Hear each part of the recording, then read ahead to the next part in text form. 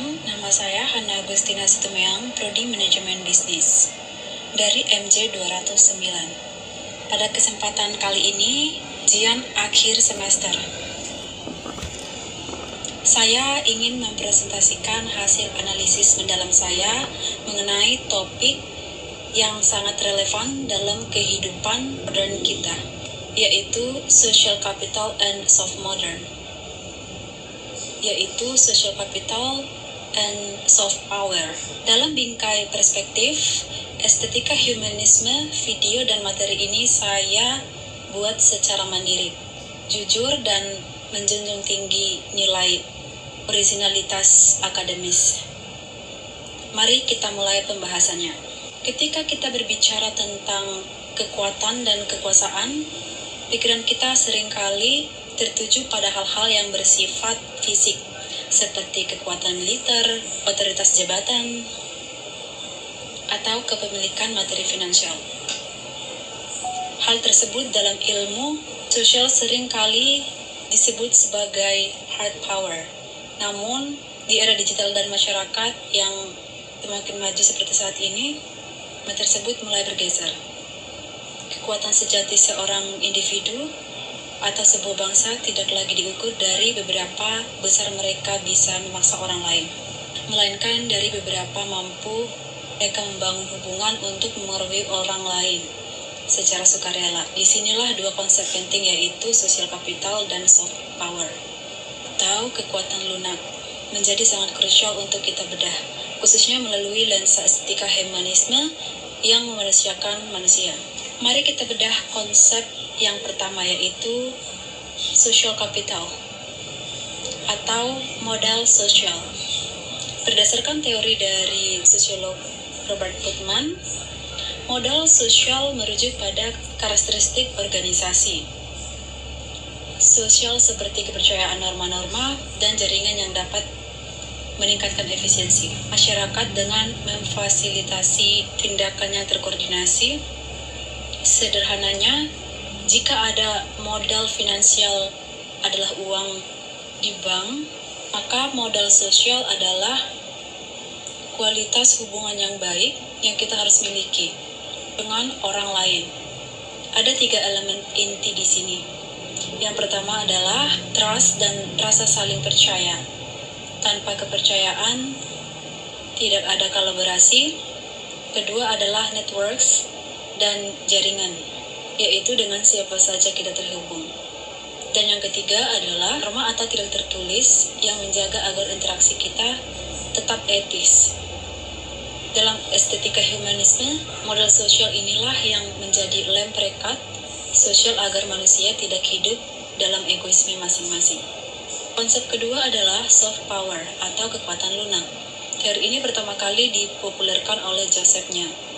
Beliau mendefinisikan soft power sebagai kemampuan untuk mendapatkan apa yang Anda inginkan melalui daya tarik yang tersesuai ketimbang melalui paksaan atau pembayaran. Jika hard power bekerja dengan prinsip melakukan perintah karena takut dihukum atau ingin uang, maka soft power bekerja dengan prinsip melakukan sesuatu karena mereka kagum, setuju dengan nilai yang kita bawa, dan terinspirasi oleh kita. Sumber utama dari soft power ini karakter yang berintegritas, budaya yang luhur, kebijakan yang adil, serta nilai-nilai moral yang kita tunjukkan dalam kehidupan sehari-hari.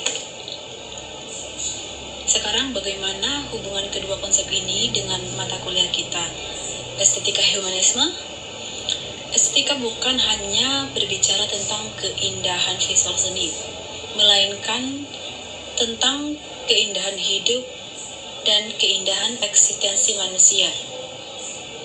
Sementara humanisme adalah paham yang menempatkan martabat, nilai, dan potensi manusia sebagai pusat segala hal. Ketika seseorang menggabungkan sosial kapital dan soft power, ia sedang menciptakan sebuah harmoni kehidupan yang indah. Jaringan sosial yang ia miliki tidak digunakan untuk memanipulasi orang lain, demi keuntungan pribadi, melainkan digerakkan oleh kekuatan soft power yang berbasis empati, kejujuran, dan kebaikan. Inilah bentuk estetika tertinggi dalam hubungan sosial. Ketika manusia mampu menghargai sesamanya demi kebaikan bersama tanpa sedikit pun mencederai martabat kemanusiaan orang lain. Sebagai mahasiswa manajemen bisnis, saya melihat penerapan nyata dari kombinasi ini sangat jelas di dunia digital saat ini. Contoh pertama adalah fenomena komunitas open source seperti Linux atau proyek kolaboratif di GitHub. Mengapa ribuan developer jenius dari seluruh dunia mau menyumbangkan kode, waktu, dan pikiran mereka secara gratis?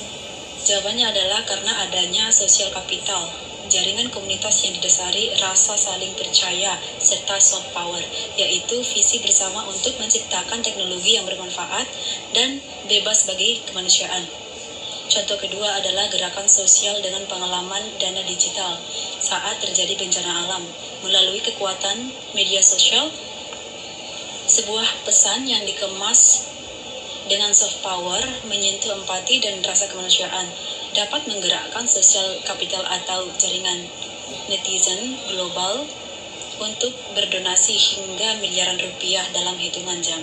Gabungan kedua konsep ini jika digunakan secara bijak.